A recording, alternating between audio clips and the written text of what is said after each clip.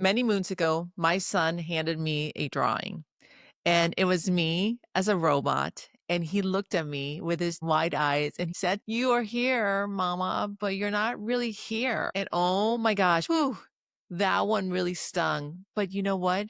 He was right. Somewhere between the boardroom and the carpool lane, between conference calls and the spelling words, between client wins and bedtime tears, I disappeared. My life from the outside looked like it was just perfection. I was doing all the things that I thought I was supposed to do. And perhaps you can relate. Perhaps you've been there. Perhaps you are there now. Perhaps you've collected the titles, the corner office, the matching kids' pajamas, the perfectly curated Christmas cards, the Pinterest worthy home, the life. Yet inside, something feels disconnected. Something still feels off. Because you know what no one ever tells you is that you can actually have a six-figure salary, a team that hangs at your every word, dinner prepped by 6, the vacations all scheduled. You can have all those things and still feel like you've gone missing. Not lost, not broken, just invincible. And you realize you have been going through the motions. You're on autopilot. You're checking all the boxes. You're fulfilling all the roles: CEO, mom, wife, but are left wondering, what happened to me? If you have ever felt disconnected from your life, you are not alone. You're stretched too thin. And that stretch, that's you unraveling. I have felt the guilt. I have lived the grind. And I have whispered the words that no one wants to admit. I love my kids. I love my husband. I love my work. But sometimes I don't love my life. And why is choosing me, my joy, feel like a betrayal? We did not sell out to corporations, ladies. We sold out to a list of shoulds, a life of what others expect from us and how we should be doing our everyday lives. We have been told to balance it all, to juggle, to do the grind, to hold it all down, keep it all together with one hand and with the other whip up that gourmet dinner, right? And we wear busy. Oh my gosh, we wear busy like a badge of honor. Be responsible, be everything to everyone.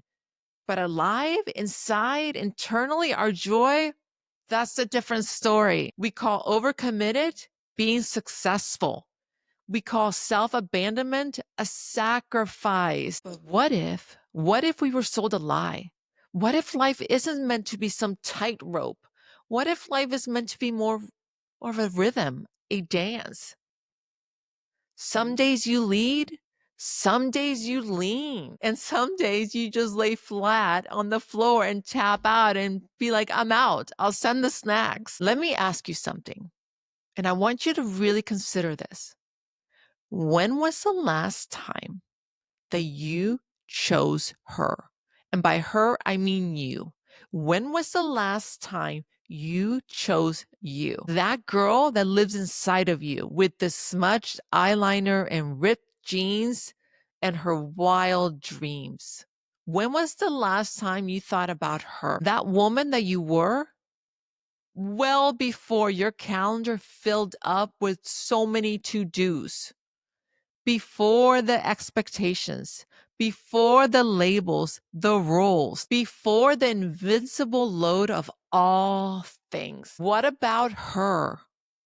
What about you? Because as much as we hear this and we know this to be true, you cannot pour from an empty cup. And your body, it does not lie. It will whisper and then it will scream until you hear it. Something is off. Pay attention. And no, self-care is not a kale smoothie and a day at the spa. Self-care is permission to say, I choose her too. I choose me. This hour, this boundary, this breath, all of me, this sometimes mess. That is what choosing her means, because you are more than titles. You are more than labels and roles. And you weren't put here to survive.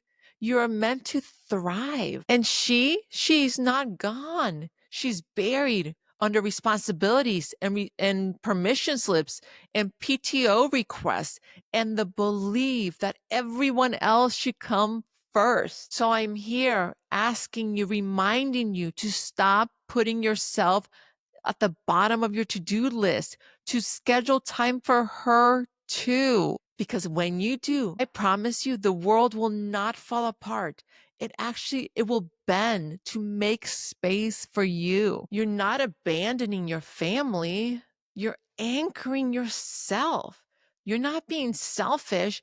You're being whole. So I invite you to close your eyes and think of her, the girl that dreamed out loud, who laughed from her belly, who didn't apologize for taking up space. She is still there waiting for you to let her out. Choose her. Not someday, not when the kids are older, not after the next promotion. Choose her now because she has been waiting. She's been waiting for you. Now, choosing her doesn't mean you suddenly wake up glowing and meditating and knowing your purpose. No, not at all. It doesn't work that way. You'll still be tired.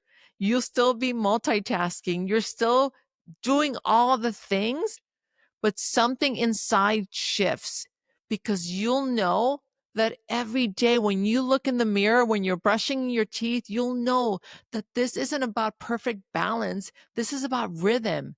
And most importantly, you'll know every day that you chose her too, that you paid attention to her whispers, to your wants, your needs, your desires. So, of course, some days the work gets more of you, and some days the babies get more of you. But every day from now on, you get some of you. That's what it means to choose her too. You're not just the glue, you are the glitter too. While I understand how easy it is to forget that this life, this one life, is not just for holding it together for everyone else, that it is for your joy too. Imagine that, your joy. So rewrite the script. Let mom and boss coexist with artist and dreamer and lover, and maybe even a messy woman who doesn't have to get it all right all the time. Let perfection off the hook. You are not here to earn joy. Oh no, you're here to collect on joy. You just have to stop postponing it. This is your call to action. Choose her too. Hey y'all, I'm Mick. I'm just a girl with a pen writing and speaking about the life I'm living.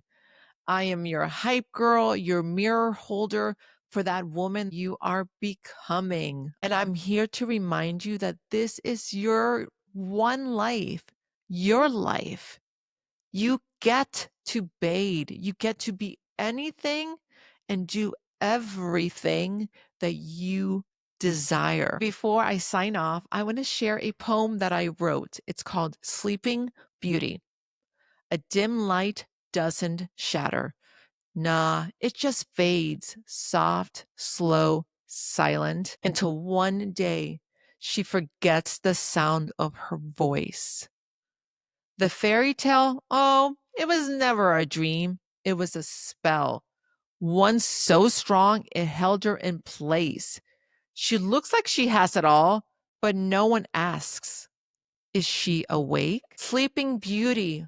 She is me. I am her, moving through life, a ghost of what I was meant to be. Questions whisper, not loud, just steady, pulling at truths that I'm scared to know. Who am I?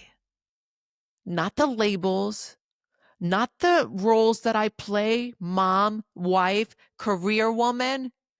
Who am I really? And when did I stop believing in me? When did I go silent? When did I shrink? The choices I made, I'd make them again. I chose them gladly, fiercely, but somewhere between their dreams, needs, and becoming, I lost my own because they told me choose mother or dreamer, sacrifice or self, giver or taker, as if joy was a trade, as if I couldn't be all of me. But hear me now, it was never supposed to be an or, it was always meant to be and. I can love them and love me. I can show up for them and chase what fuels me. I can be a mother, a friend, a woman, and take up space to choose them and choose me too. And then it happens. I had wakened at last. I take back every inch of space that was always mine to feel my pulse and know that I'm the one beating, to be anything and do everything, not for them, but for me, to write her happily ever